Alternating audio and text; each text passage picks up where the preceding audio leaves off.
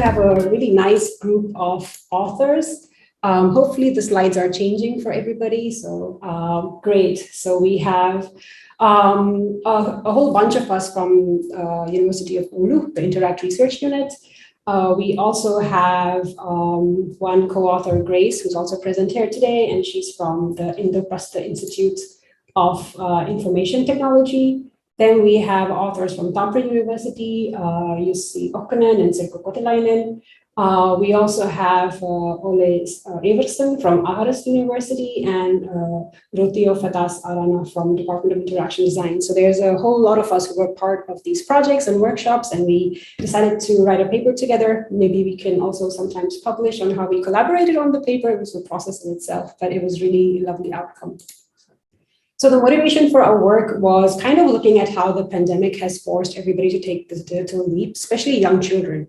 And what was happening in schools is that children were using software that's designed for the work environment, for adults like Teams and all Microsoft Office. So we were really interested in seeing going into the classrooms and in our research, we're really interested in seeing how children not only use technology, but how they envision and reimagine technology based on their own lived experiences. So seeing the experiences of the pandemic, we kind of realized that children are having very intense technology experiences. And we need to consider more empowering, equitable, accessible, diverse, and inclusive digital futures for children, with children, and by children, and not just kind of take existing adult technologies and kind of push them to young children. So this was kind of like our motivation for this work, to see how children would reimagine the future of schools and classrooms using speculative and critical design.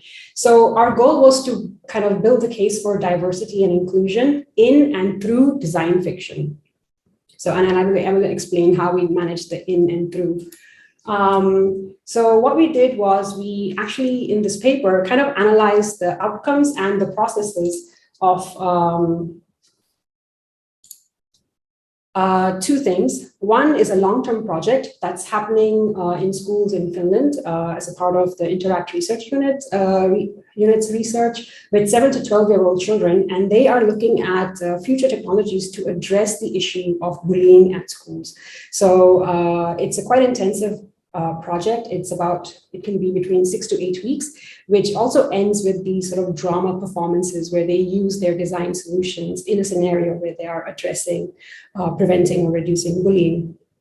The other thing we analyzed for this paper were 2 expert workshops with child-computer interaction researchers on how they are thinking about design fiction, speculative and critical design, to design for the future with, for, and by children. So we had this sort of 2-level approach where we introduced design fiction to young children, but also looked at child-computer interaction researchers and how the methods and the sort of techniques they are employing across the world. It was an international group of researchers in inspiring children to think about the future.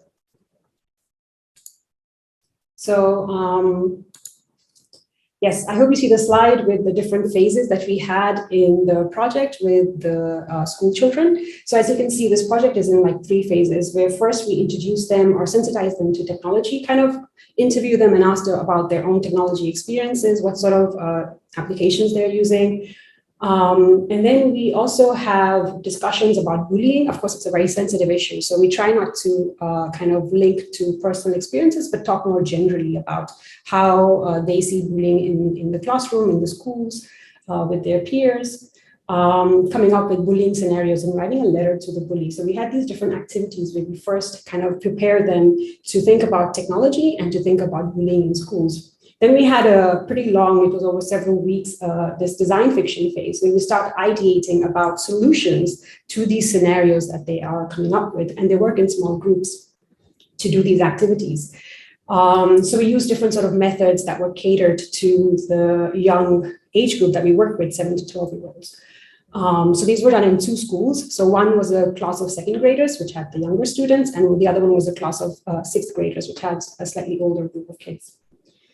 Then we looked at like a critical analysis of these scenarios, so looking at the best case and worst case scenarios and sort of the underlying assumptions around the the prototypes and the ideas that were being generated. And then we had a lot of designing and prototyping sessions, starting with low fidelity prototypings and integrating the scenarios into the prototypes and how they are or maybe they're not solving the actual sort of issue with the bullying. In the end, all the groups present a sort of theater of the scenario of the bullying and how the prototype helps or does not help in the case of this scenario and how things go forward.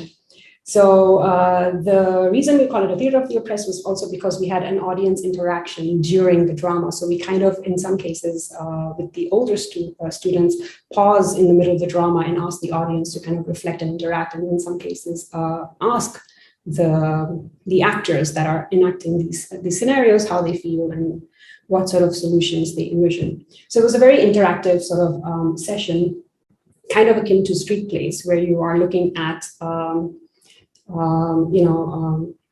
maybe communities or people or individuals being oppressed and presenting that scenario in a way that it's more empowering and focusing on the actual solution. In the closing phase then, in this project, we looked at the evaluation. We had a sort of reflection, group reflection on the experiences in the project, on the prototypes, on thinking about the future, and had a reflection session on the experiences the children had. So it was a quite intensive project with children. There are, of course, more details in the paper, so I haven't been able to put everything in this really short slide. So I just wanted to present like sort of like the main sort of highlights, maybe like a kind of pitch the paper to everybody here so that you can go and read it. But I'll quickly now mention the findings. So like I said, our goal was to look at diversity and inclusion in and through design fiction. So when we talk about so with this paper, we're looking at how we have been applying design fiction or employing design fiction to a variety of audiences. So we looked at the sort of diverse uses, the diverse users, and the diverse contexts of use that we have been applying design fiction and kind of analyzing that.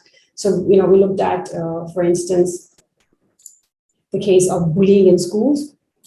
Sorry, my slides are kind of changing automatically. I'm not sure why. But so we looked at the case of reducing bullying in schools with young school children, and we had a lot of in-person sessions. It was a longitudinal study with schools in Finland. So we were going there every week for 2 or 3 months, conducting this project.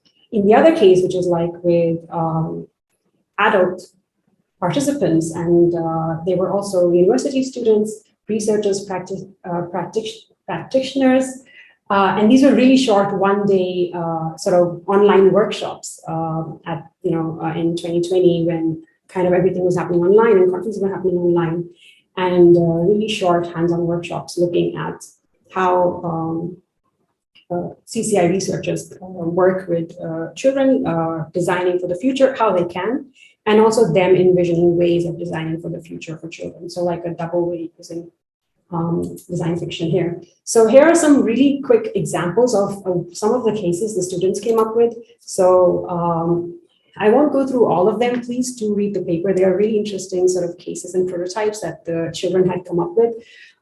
For example, there was this transformer Supergirl that stops the bullies and makes them apologize. And it uses some sort of like a mind control and fidget spinner to kind of do these things. There's also an autopilot roller skates that makes the bully stop with heart bubbles and perfume and takes them to the principal and turns them into a nice person. So a lot of the sort of scenarios where the children came up with, they were very kind of mindful of treating the bully as a person and not just like as a bad person, but actually as a sort of multifaceted person. So in almost all the scenarios, they talked about converting a bully into a friend and addressing the problem the bully is facing and why they are actually bullying. So we thought that was a really interesting sort of insight into the whole situation. And of course, they used a lot of different prototypes. So they were, the prototypes were really varied. There's like a robot pig. There was an actual robot that somebody dressed up as in their performance. They were making puppet shows. So they used a lot of different materials to come up with these ideas and solutions. And then also the users that are using these prototypes, they were also very diverse and varied. So there was like an automatic monitoring or bystanders who were taking action, or teachers and principals and other adults taking actions. And of course, the context of use was also very diverse. So it was wherever bullying happens inside or outside the school area. So here are some of the examples of we have first, this is like the sort of airplane car, this flying car that's stopping bullying and bullies. Then we have the super truck and the super girl, like a transformer thing, the rollerblades, the robot pig, and the actual robot that stops the bullies.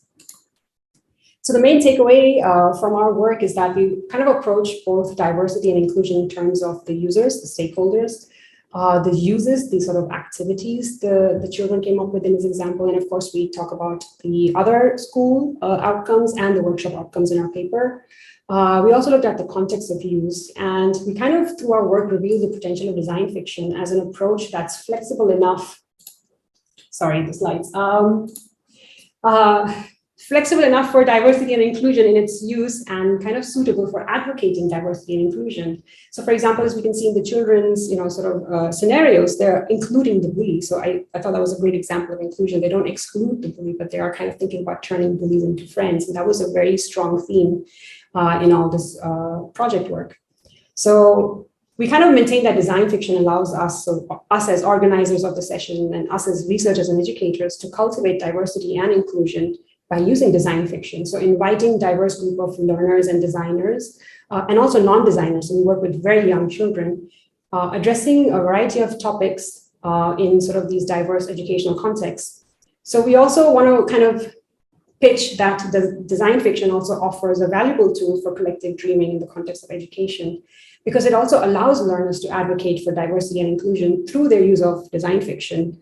And they're addressing here, significant ethical issues related to digital futures, our digital futures, and in terms of sort of diversity of people and users with a variety of concerns in everyday contexts. So the example of bullying in schools. So with that, I thank you for listening to the presentation. It was so impressive to see all these prototypes in the real world. So I started wondering, where is the digital future? I saw already my real future with this pig prototype and all these perfumes and bubbles and everything there. But please, one question. Yeah, I'm curious here in your results. You mentioned that in the beginning you had an interview with the children. Did you by any way find some kind of relation of the children's prototypes and their experience, the technology use, the experience related with the everyday technology use? Did that at a certain point influence that fiction design that you would like to attain? That's a great question. So I have to say, we're still kind of currently analyzing our data. So I don't have like a direct answer right now, because we haven't reached that process. We kind of recently finished these projects, but I'm sure it might. One thing to mention is that these were students, the examples that I showed were students from an international school here in Finland. So I remember when we were interviewing them, so they kind of had a very high, I would say, like technology use and involvement. So for example, one of the participants, I think she was 9, mentioned how she had a YouTube channel that she's abandoned because it wasn't fun anymore. So I was quite, to me, that was like, okay, these are very sort of very technical, tech-savvy participants. One of the other students was using MATLAB with her mother to come up with, to practice something on the weekend. So I think that definitely had an influence on the sort of designs they came up with. But I feel the prototypes were kind of more, I would say, human, in the sense like really addressing this thing about converting bullies into friends. So they didn't really worry too much about the actual technology, although they had a lot of discussion. So in the example with the airplane, the sort of flying airplane car thing, there was when the group was presenting the idea, they had an entire, these are like 9-year-olds, by the way, like 8 or 9-year-olds. They had an entire discussion about how a plane that's really high would have the right camera equipment to be able to identify bullying happening on the ground. So they got really technical about autopilot and everything. So it was really interesting, the level of discussion they were having. So but we still need to analyze exactly how it was influenced, but just to give a brief sort of highlight or a peek into the type of students that we were working with. Okay, thank you, Sumita, very much.